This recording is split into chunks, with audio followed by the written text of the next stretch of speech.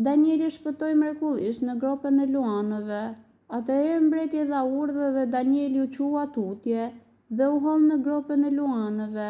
Por mbreti i foli Danielit dhe i tha: "Perëndia yt, të cilit ti i shërben vazhdimisht, do të vijë vetë të shpëtojë." Pastaj sollën një gur dhe e vunë në grykën e gropës. Mbreti e vulosi me unazën e tij, me unazën e të mëdhejve të tij, në mënyrë që vendimi i tij lidhur me Danielin të mos ndryshojë. Atëherë mbreti u tërhoq në pallatin e tij dhe kaloi natën duke agjëruar.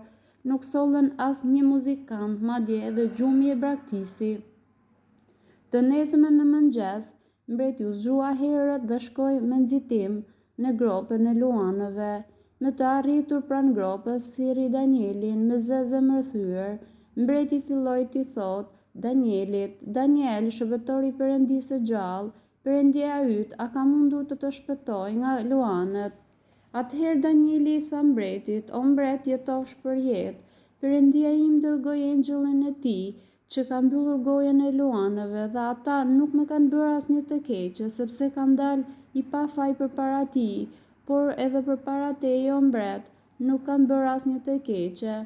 Atëherë mbreti u gëzua shumë dhe urdhëroi që Danielin ta nxirrnin nga gropa. Kështu Danieli në nxorën nga gropa dhe nuk u gjet mbi të asnjë lëndim sepse kishte pasur besim te Perëndia i tij. Pastaj mbreti urdhëroi që të silleshin ata njerëz që kishin paditur Danielin dhe i hollën në gropën e luanëve, ata bijtë e tyre dhe gratë e tyre, dhe para se të arrinin në fund të gropës, luanët u hollën mbi ta dhe i coptuan tërë kockat e tyre. Atëherë mbreti i dar u shkroi tërë popujve, kombëve dhe gjuhëve që banonin në të gjithë dheun: "Paqja juaj qoftë e madhe.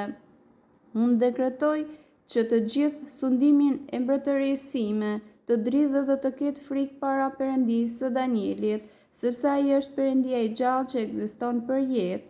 Mbretëria e tij nuk do të shkatërrohet kurrë dhe sundimi i tij nuk do të ketë fund kurrë. Ai çliron, shpëton dhe kryen shenja dhe mrekulli në qiell dhe në tokë. Është ai që e çliroi Danielin nga fuqia e luanëve." Kështu Danieli pati mbarësi gjatë mbretërimit të darit dhe gjatë mbretërimit të Kirit Persianit.